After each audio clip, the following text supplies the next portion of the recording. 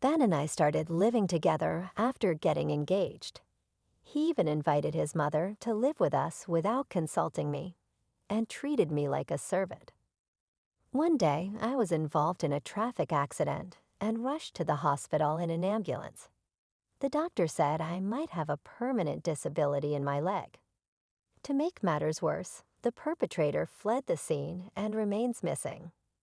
Instead of showing concern, Ben and his mother hurled cruel words at me.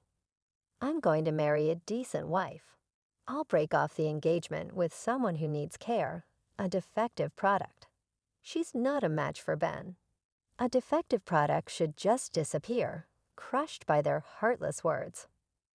I was too shocked to respond and just watched them leave the room, laughing. Okay, abandoning me in such a state. Breaking off the engagement was unbearable enough, but to think there was someone else he wanted to marry, another woman, and dump me. How much more can he insult me? A boiling anger surged from the depths of my stomach, heating my entire body. Remember this, I won't let this go. I am Tracy Manning, a 45-year-old housewife. I've been engaged to Ben, who is 2 years younger than me, for a year now. I met Ben through my best friend Rachel. He likes sports and dining out, and was a fun person. Being not very articulate myself, I've always been drawn to people who are the opposite of me. When I mentioned losing my parents in an accident in middle school, I found out Ben also lost his father around the same time, and we bonded over this unexpected common ground.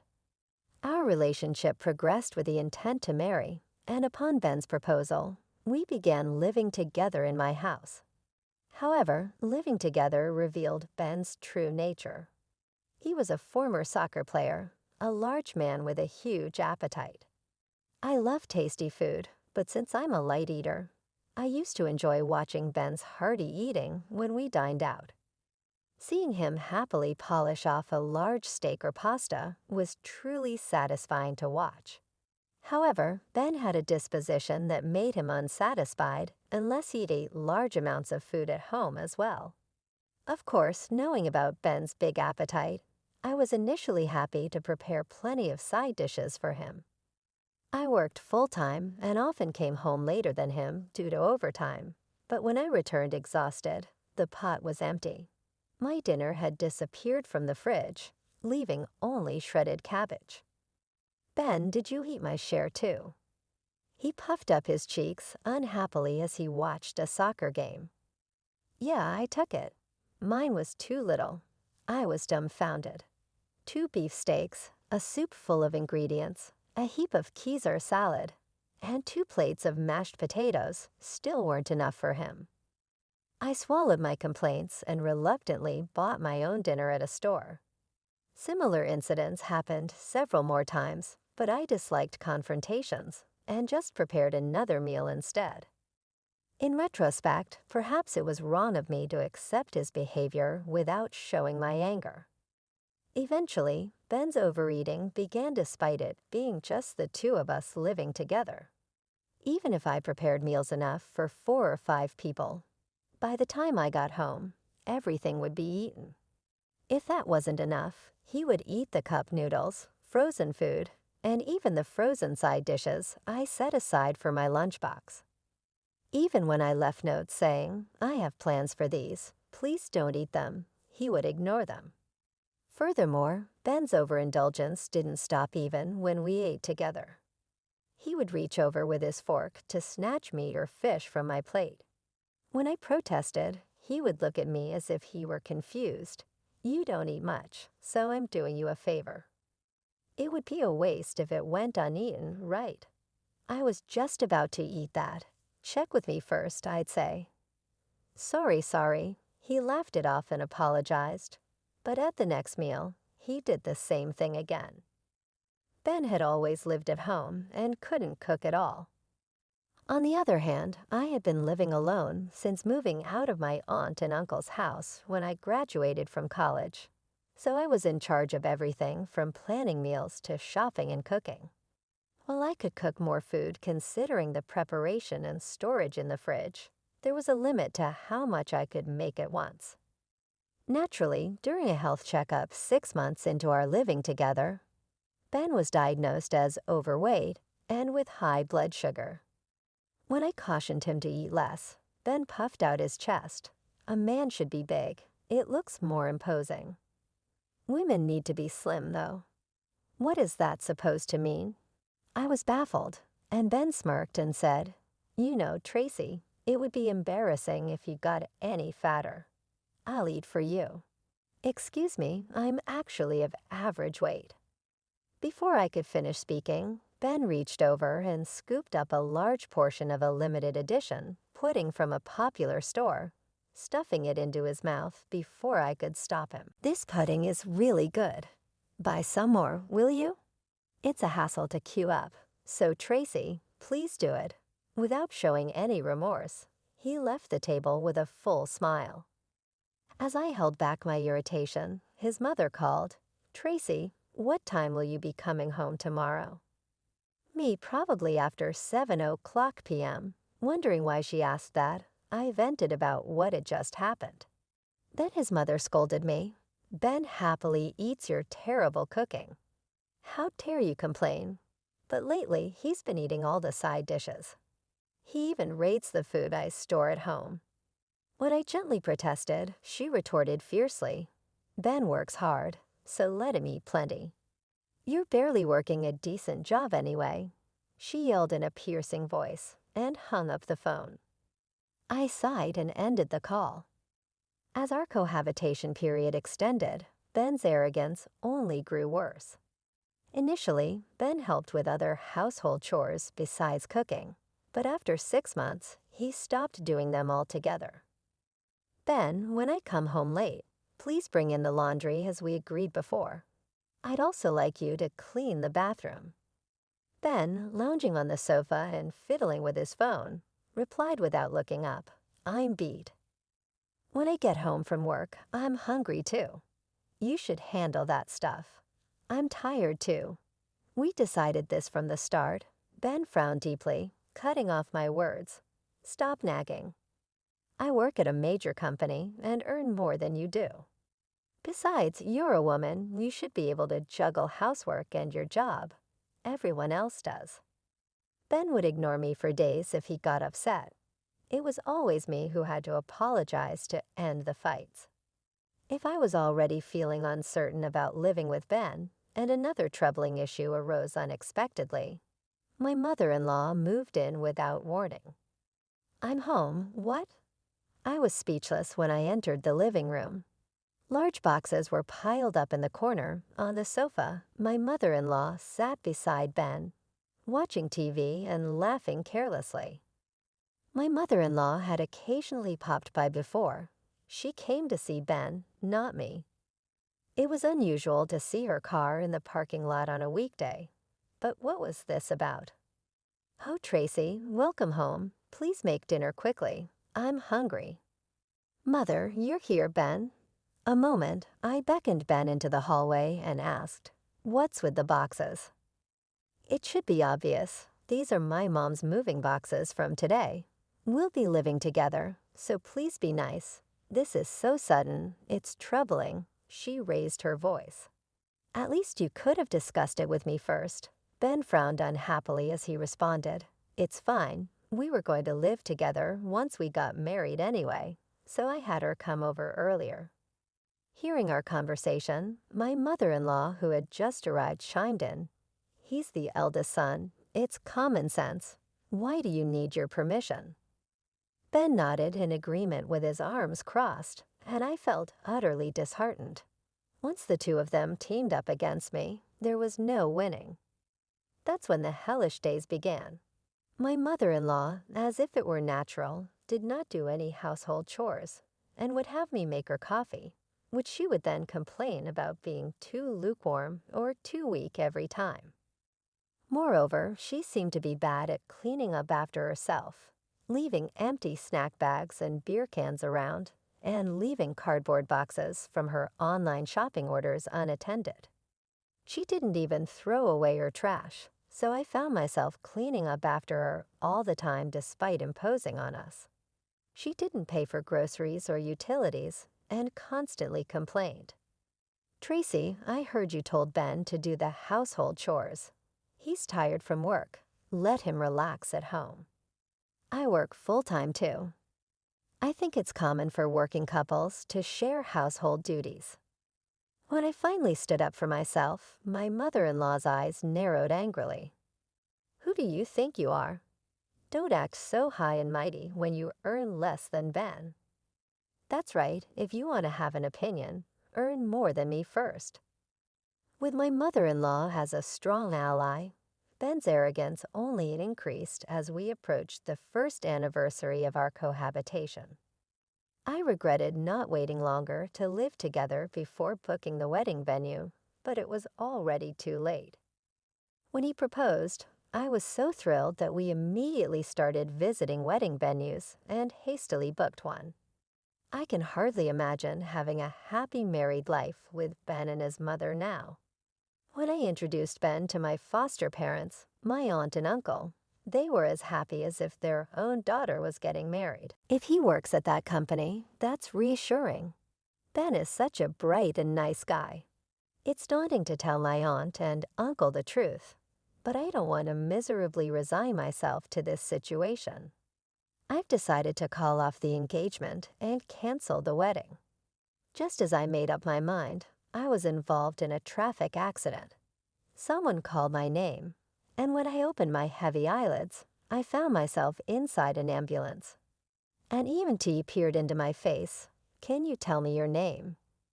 "Yes, Tracy Manning," as I spoke. A sharp pain shot through my right cheek, and I couldn't feel my right leg. I could tell it was bent in a strange direction, but I couldn't move it. "We'll be at the hospital soon." I was too groggy to grasp the situation. I should have been asleep in my bed last night, but I woke up in an ambulance. How did this happen? I had completely forgotten that I had gotten up, prepared for work, and ridden my scooter to work. After being rushed to the emergency room and having a CT scan, it was clear I had hit the right side of my head, but thanks to the helmet, there was no damage to my brain. The doctor said my memory confusion should resolve over time. The damage to my leg, however, was severe, with a fracture that would heal in about 2 months, but serious ligament damage. After the surgery on my leg, and once the anesthesia wore off, the doctor came to explain the situation. "Full recovery of your right leg will be difficult," the doctor spoke solemnly. "It is likely that walking on your own will be difficult in the future." As the doctor spoke, everything around me seemed to darken. "Will I be disabled?" I asked in a trembling voice. "Yes, you will likely need to use a wheelchair." Suddenly, the world seemed to lose its color. I stared at my right leg, which was suspended and wrapped in bandages. "By the way, the police have been waiting for a while now. Are you able to speak with them?" "Yes, well, what is it?" "The perpetrator fled the scene, so they're here to pass on that information." Turning to look at the police officers waiting by the door, the doctor then left the room. The 2 officers who came and briefly explained the situation according to witnesses at the scene. "It seems a car with a beginner's mark struck you from the right after hitting. You, the driver, a young woman, just drove away. I see. We will report back as soon as the perpetrator is identified. Take care." After the police left, I cried quietly. Why did this have to happen to me? Did I do something wrong? All I wanted was to work, get married, and be happy. I wanted to cry face down, but it was hard to do so with my legs suspended. Fortunately, there were no vacancies in the general ward, so I was placed in a private room. While sobbing, someone opened the door without knocking. Before the surgery, a nurse had asked if I should contact my family, so I sent messages to my aunt and uncle, a colleague from work, and even Ben to explain my situation. My aunt, uncle, and colleague, who had arrived before the surgery, looked like they were about to cry at the sight of me. I wondered if Ben and his normally cold mother might show some sympathy when faced with my condition. However, my faint hopes were soon shattered. Pointing at my tear-streaked face, Ben burst into laughter. What a hideous face. You were already ugly, but now you're swollen up like a monster. Ben, that's not nice. Tracy is in pain. Even my mother-in-law, who tried to scold him, couldn't help but burst out laughing. So when are you getting out? Hurry up and come back to cook for us. Exactly, that's the only thing you're good for. I felt a surge of anger at their insensitive attitude. I am injured, aren't there better things to say? It looks like I'll be in the hospital for about 2 months. For now, we need to cancel the wedding venue. Who's going to take care of us? I continued facing my mother-in-law's discontent. Also, it looks like I might end up with a disability in my leg. The doctor said I might need to live in a wheelchair. Ben and his mother exchanged glances suddenly, as if remembering something. Ben spoke up, but we'll get a hefty insurance payout from the perpetrator, right? With that money, we can remodel the house and make a killing on the compensation. So even if you can't work, it might be okay. You'll get money even if you don't work. That's great, Tracy. About that, as I hesitated, and then revealed that the perpetrator had fled, they both looked disappointed. Then you're useless, mother-in-law, Ben said. Break up with her. It's a waste to be with such a burden, yeah, really. Their appalling remarks were quickly echoed by Ben. Looking at my mother-in-law, he delivered a shocking line. Mom, I'm actually going to marry Samantha. I kept her around because she cooks well, but I should have dumped her sooner. See, I was right all along. With a triumphant smile, my mother-in-law turned her mean-spirited grin towards me. Then we'll marry another young lady, someone younger, prettier, and more obedient than you. All we have to do is change the name of the bride. There's no problem with the wedding next week. While grinning, Ben looked down at me as I lay in the hospital bed. I'm going to marry a decent wife. I'll break off the engagement with someone who needs care, a defective product. She's not a match for Ben. A defective product should just disappear, crushed by their heartless words. I was too shocked to respond and just watched them leave the room, laughing. Okay, as the silence returned to the hospital room, I stared blankly at the ceiling, vividly recalling Ben and his mother's actions. Although engaged to me, Ben was also seriously involved with Samantha, planning to marry her. As I calmed down, a boiling anger surged from within, heating my entire body. To abandon me in this condition and break off our engagement was unforgivable, let alone that he had someone else he considered his main interest. How much more could he demean me? Remember this, Ben, I will not let this go. Hanging my leg and confined to the hospital room made the day incredibly tough. Thanks to strong painkillers, I could bear the physical pain, but being unable to move freely was very stressful. The daytime was still manageable. I could distract myself by watching TV or browsing comics and videos on my phone. The problem was at bedtime. Unable to move my body, it took a long time to fall asleep, and when I did, I was tormented by nightmares. In the darkness, I tried to run from a ghost, but couldn't move my legs, so I'd crawl away using my arms. Soon, the ghost would catch up and almost attack me before I would wake up, startled, my heart racing, and drenched in sweat.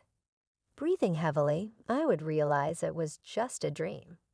Trying to sleep again was difficult, and I ended up just idly staring at my phone until morning after having nightmares 2 nights in a row. I talked to a nurse who gave me sleeping pills. Many patients apparently struggle with insomnia due to discomfort and the unfamiliar environment. Following the nurse's advice to take the sleeping pills, I was able to sleep soundly until morning, which relieved some of my distress. While I suffered, Ben was presumably enjoying his new married life. The thought disgusted me, but each time I reminded myself, soon Ben would come begging back. I would have the satisfaction of turning him away. 3 days after the accident, while I was lowering my dinner tray and absent-mindedly looking at my phone, Ben called. Ignoring his initial calls, he kept calling persistently, so reluctantly I answered. "Yes, hey, what's going on?" Ben blurted out without introducing himself. Knowing the reason, I coldly asked, "What do you want?" "A realtor came and told me to leave the house this week," Ben complained. "And why did you sell my car without asking?" "What I do with my own house and car is my business, right?" Hearing this, Ben whined pitifully. "I was planning to move Samantha into that house, and now you're kicking me out all of a sudden." "That's crazy," I sharply dismissed him. "That house was built by my aunt and uncle as a graduation gift. When I started living alone, I planned to keep living there. But if I'm going to be in a wheelchair, it needs major remodeling." "I guess so." Ben finally understands and agrees. Just because the house is too big, I thought about putting it up for sale and moving to a single-story house. "That's fine, but why are you kicking us out?" Surprised by the question, I couldn't help but yell, "Because you're strangers." "Obviously, we're not strangers, we're ex-Biancas," Ben retorted. "Ah, you're hesitating to call Samantha because you think you'd be in the way." Ben starts talking nonsense. "I don't mind at all. It's a big 3-story house, so you can live on the first floor, Samantha and I on the second, and Mom on the third. That's how we can divide it up, right?" Overwhelmed by the absurdity, I pressed my temples and took a deep breath. "After all, it was you who forcefully proceeded with the idea of living with your mother, wasn't it?" Feeling my irritation swell, I tried to speak calmly. "Even the car, if you barely use it, I'll use it instead. You said and took it for a spin on your own. Don't you think that's presumptuous?" Then Ben suddenly fell silent. After a moment, he muttered softly, "Mom thinks that she bought the car and the house. You should just tell her the truth. What's the point of putting on airs as a family?" As I spoke with mixed astonishment, Ben was taken aback. However, being naturally persistent, he pressed on further. "Hey, please spare me from selling it. Mom likes it here, and if we move, she wants a rental of the same level. It's impossible to find one in a few days. If you're willing to pay a rent of $1,000, I might consider lending it to you." At my suggestion, Ben raised his voice in anger. "Huh, you must be joking." "Such a cold woman," he cursed. "Fine, I'll figure it out myself," Ben said irritably, and then hung up the phone. It was around the time when I was allowed to move to a wheelchair with the help of a nurse and got permission to enter the lounge and store. Ben and his mother came for their second visit. I assumed they would be disheartened after being kicked out of the house, but surprisingly they were lively. "Hey, poor man, the swelling on your face has gone down a bit, hasn't it?" Still an ugly face, though. As the two of them teased me, I felt like I was dealing with kindergartners. "Have you finished moving, or are you still living in a hotel?" I honestly didn't care, but I asked anyway, and his mother's face lit up. Ben has a high income, so he found a wonderful apartment quickly. "A new apartment on the 15th floor. The night view is beautiful," she replied excitedly. "That's good to hear," I replied monotonously, and Ben spread a vulgar smile and teased me. "With those legs, you must be out of a job, right? If the perpetrator isn't found, you'll have to pay all the hospital and outpatient fees yourself. If you keep going to the hospital without getting better, it's going to cost a lot." Though I wanted to retort that the high-cost medical system reduces the personal burden, it was too much hassle, so I kept quiet. And his mother's voice became cheerful. "You've always had bad behavior. It's all your own doing. A defective product should just cling to disability benefits and live poor forever." I'm enjoying newlywed life with Samantha. Unlike you, she's obedient to Mom. Even if I eat a lot, she doesn't make a face. She's such a good daughter-in-law. I'm looking forward to grandchildren. If you have no business here, could you please leave? I said wearily, and both his mother and Ben were outraged.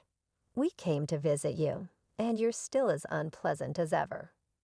That arrogant attitude of yours is your flaw. That's why I broke off our engagement. Without bringing any sweets, they showered me with sarcasm while supposedly visiting me. What kind of visit was that? Just as I was thinking about kicking them out of the hospital room, I heard a knock, and the nurse appeared, looking a bit surprised. Miss Manning, you have a visitor. May I let them in? Wondering who it could be, I nodded to allow them into the room, and a timid-looking young woman in her early 20s appeared behind the nurse. Seeing me with my right leg fixed with a splint and bandages, and my face bearing scars on the right side, she immediately teared up. Oh, what have I done? As soon as she approached the bed, she broke down in tears. Ben and his mother looked at the woman with a puzzled expression. Excuse me, are you the person who was driving during the accident? I asked hesitantly, and the woman, while crying, nodded her head. Yes, I am the perpetrator. The woman stood up and introduced herself between sobs. When I caused the accident, my mind went blank, and I fled. But since then, I've hardly been able to eat or sleep. She spoke through her tears. My mother was very worried about me staying in my room without eating, so when I told her what happened, she scolded me through tears. I wanted to apologize in person before turning myself in, so I came here. The perpetrator knelt on the floor and bowed deeply at the foot of the bed. Raising her voice, she said, I am so sorry for what I've done. Seeing the perpetrator shaking, I replied with a calm voice, Thank you for coming forward. I had thought I would unleash my anger when I faced the perpetrator, but when the time came, the words wouldn't come. Of course, I felt resentment for being left in such a state and felt anger, but seeing her genuine remorse, I couldn't bring myself to berate her. She bowed and then left the room. Ben spoke with a disgusted look. What a bore. She's been hiding all this time, and you would have had to pay out of her own pocket if it continued. Ben, the chance of catching a hit-and-run offender is 52%. Apparently, arrests often come from eyewitness reports like license plates. His mother's explanation made Ben's eyes widen. So she would have been caught sooner or later, huh? That's right. Also, apart from compensation, you'll receive the hospital allowance, won't you? You're the beneficiary of the life insurance, after all. Indeed, I had completely forgotten, but I had changed the insurance beneficiary to my fiancé, Ben, when we moved in together. I never thought he would be like this. You can't change the beneficiary when receiving it, so if Tracy processes the insurance claim, it all goes to you, Ben. With a slight grin, his mother handed me a large envelope from the insurance company. You must be bored during your hospital stay, right? You should read this again, Tracy. Thanks. I lucked out with such a generous ex-Bianca. After the cheerful pair left, I looked down at the life insurance documents and chuckled to myself. The following weekend, while chatting with Rachel over bottled tea, the hospital room door suddenly opened. Tracy, you did it, didn't you? Ben flew in with an enraged expression, clutching his cell phone. Hey, a friend is visiting, please. Can this wait? Shut up. Look at this. Rachel and I exchanged glances before peering into the cell phone screen. There was a lengthy, angry message from Samantha. Ben, you were engaged to me, but you were also engaged to Tracy. I can't believe you even lived together. Ah, no, it was Tracy who kept pressuring me, and I just. Ben replied in a flustered manner. The mansion you showed me before was Tracy's house, wasn't it? And the story about living in an apartment because it's being remodeled was a lie too. You big liar. Sorry, Samantha. Please forgive me and smile. I can't trust you or your mother anymore. Ben's apology only added fuel to the fire, and Samantha became even more heated. By the way, who told you all this? That doesn't matter. Also, did you decide to marry me because I'm a nurse, because you thought I'd willingly take care of your mother in the future? Even that information, Ben's confusion was evident from his response. It was true then. I'm not going to be some care worker from now on. That's why I'm divorcing you. I'll stamp the divorce papers and send them, so please submit them to the city office. Wait, I really love you, Samantha. I don't want to break up. The conversation ended there. Ben, showing me the signed divorce papers, yelled at me with a furious expression. It must be your doing. You play dirty. Are you that jealous of my happiness? It was Rachel who burst out laughing, not me. After laughing heartily for a while and wiping the tears from her eyes, she looked at Ben with disdain. I was skeptical when Tracy consulted me, but Ben, you really have a terrible personality. If I had known, I wouldn't have introduced her to you. Ben snapped at Rachel too. It's none of your business. I have something to discuss with Tracy. Just go home. I'm the one who told Samantha, Ben gasped after hearing the details from Tracy. The date of the ceremony and the traits of the spouse matched one of my subordinates. When I checked, it turned out to be true. Rachel stared at Ben with a stern look. It's infuriating to see a valued subordinate made unhappy, so after consulting with Tracy, I revealed everything to her. Surprised by Ben's reaction, I spoke sharply. Samantha is the daughter of a friend of your mother, right? Hasn't she been swallowing all this consideration for her mother and your mother's relationship until now? It's good that she could make a decision quickly. Ben's face twisted in frustration. His neck turned red as he shouted angrily at me. Since when did you have the right to lecture me with your defects? You're just a social burden relying on disability benefits. Rachel blinked in surprise, shrugged, and looked at me curiously, not noticing. Ben's continuing insults. An elite like me got engaged to a plain woman whose only skill is cooking. You should be grateful for the happy times you spent with me. And yet after all the complaints, you ruined someone else's happiness. Want to get sued, huh? Rachel looked at me with a resigned expression. Ben, don't you know about Tracy's background?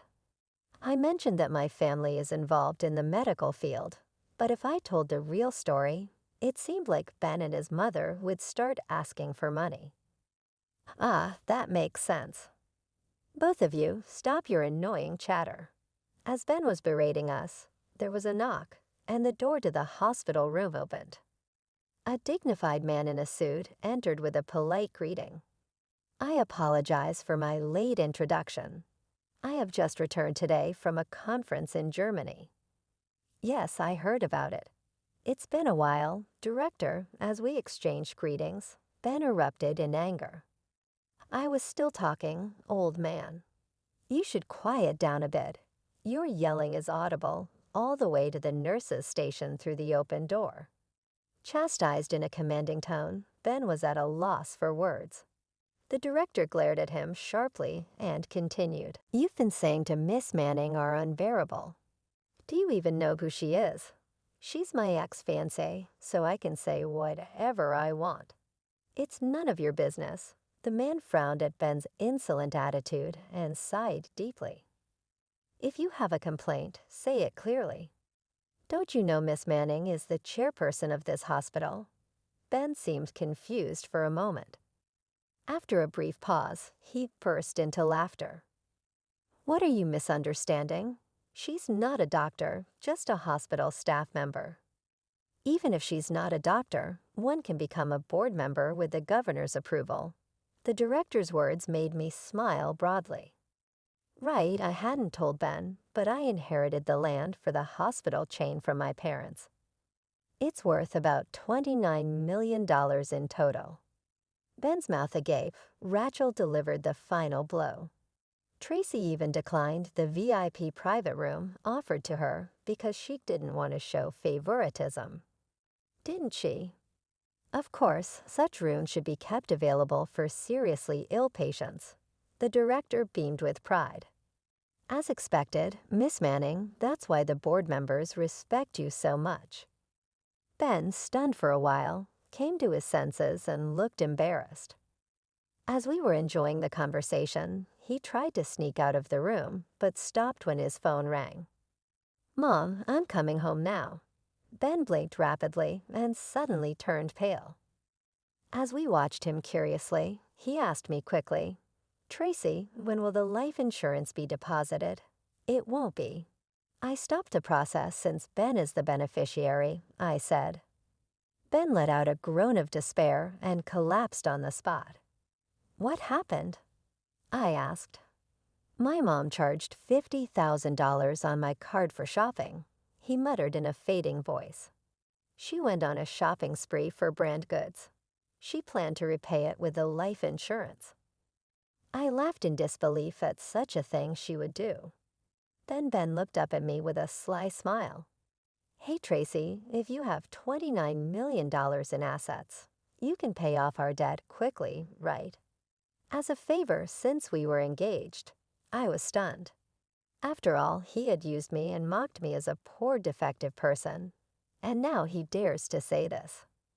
"You have some nerve." I held back an angry Rachel and smiled kindly at Ben. "That's tough, but you're an elite employee, so you should be able to pay off that much debt quickly. Unlike me, a defective, you can work hard so you'll be fine. There's no need for me to help." Ben looked at me with a grimace, unable to retort, and left the room with a slouch, a changed man. The next day, Ben was called by his department head at work and severely reprimanded. Ben's client had proposed canceling a contract. The client had visited the hospital to see a friend the previous day and overheard Ben's abusive rant towards me in the hallway. Disillusioned because the voice was unmistakably BS, they were disappointed. It was a major contract, so the loss was significant, and Ben was demoted and relocated to a regional office as a result. His colleagues treated him coldly after learning the reason for his transfer, and Ben, feeling reckless, quit the company. He now works multiple part-time jobs to pay off the enormous debt his mother created. His mother stayed after arguing with Ben over the debt. With Ben's salary reduced, they couldn't afford the condo's management fees and moved to a shabby apartment.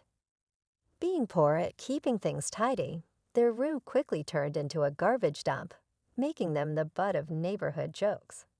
After driving out Ben and his mother, I had planned to sell the house and move to a single-story home. However, as my leg was healing, I canceled the house sale and decided to continue living there as before. My leg, expected to remain impaired, recovered enough to walk after 3 years of rigorous walking training. Running or squatting causes pain, and long walks are challenging, but I cherish the ability to shop and travel without relying on a cane or wheelchair. The perpetrator of the accident that led to my injuries was arrested for negligent driving causing death, but received a suspended sentence due to visible remorse and opted for a non-prosecution settlement. They surrendered their license and are now living a reformed life. I also received compensation for the broken engagement through a lawyer from Ben. Although I have plenty of money, I insist on collecting it as a matter of principle. Samantha divorced him, and after falling out with his mother, Ben felt lonely and sent me selfish messages like Tracy was the best after all, and let's start over, which I blocked. Getting engaged and cohabiting with such a peculiar person was a complete waste of time. However, through this ordeal, I grew closer to Rachel, and being hospitalized helped me see the strengths and weaknesses of the hospital I oversee. I relayed these findings to the board members, striving to reflect them in my work.